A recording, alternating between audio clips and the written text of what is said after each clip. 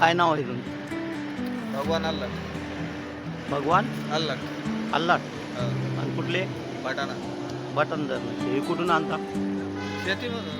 तुमच्या शेतीमध्ये नाही नाही, ऊस थोडा दुसऱ्याच्या ह्याच्यात. ऊस तोडीला आहेत का हा. तुम्ही? आणि ऊस तोडून कुठून येता तुम्ही? मालगाव. मालगाव कारखाना हा. चालू झाला का ते? हा. बरं. ही एक पेंडी केवढ्याला देता? 5 रुपयाला. 5 रुपयाला. बरं. अशा रोजच्या किती विकता? हे रोजचे 300, 400, 500. बरं. आणि तिथून काय भाव आणता? हे तोडावं लागतं स्वतःला. असं आहे का? तोडून नाही नाही, मग हे ऊस मालक हा. विकत देत असेल ना? नाही, कारखान्याला देतात ते, आपण तोडून द्यायचं होतं, कारखान्याला माल भरून द्यायचा. अच्छा. मग तुम्हाला किती हजेरी भेटते? आम्हाला तरी 300, 400 रुपये. बरं. आणि फॅमिली फॅमिली सगळं ना. सोबत?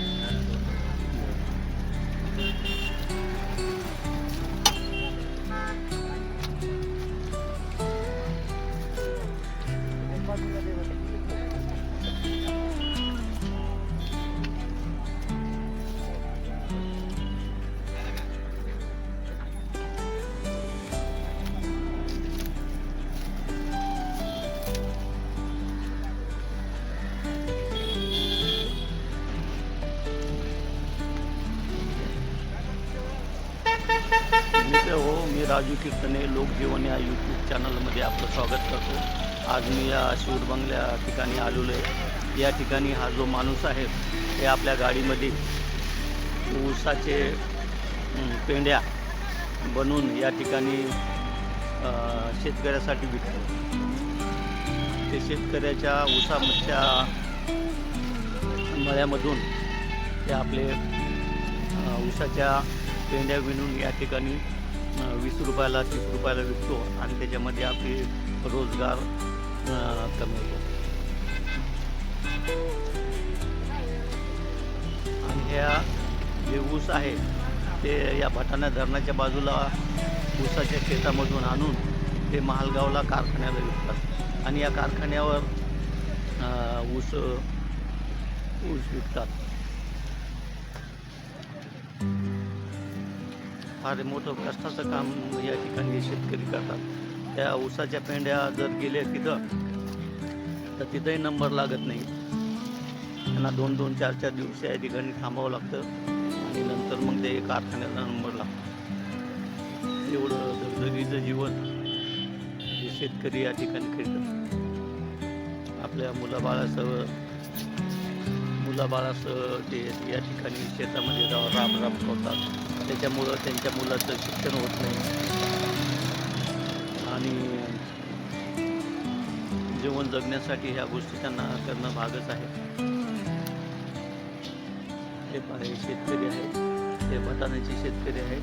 बटाण्याचे ऊस तोडून काय म्हणतात त्याला?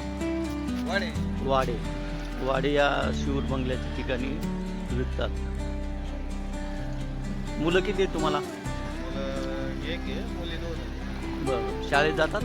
हा, शाळेत. दोघं बी जातात. कुठं? बटाण्याला? हा. तुम्ही प्रॉपर बटाण्याचे? पटाणा.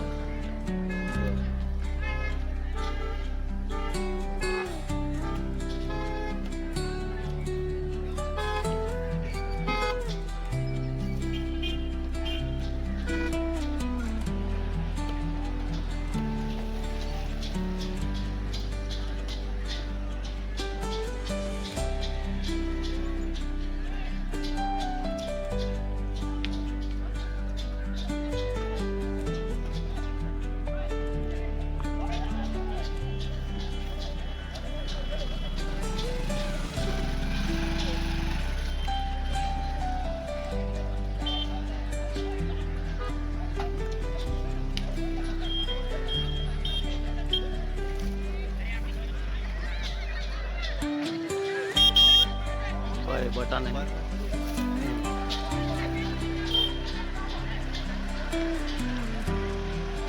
शिवूर बंगल्याचा परिसर आहे. या ठिकाणी संभाजीनगरमधून गाड्या येतात आणि या ठिकाणी गजबजलेलं ठिकाण असतो. या गजबजलेच्या ठिकाणी बाजूला आपली गाडी उभं करून ते या ऊसाच्या पेंड्या विकतात.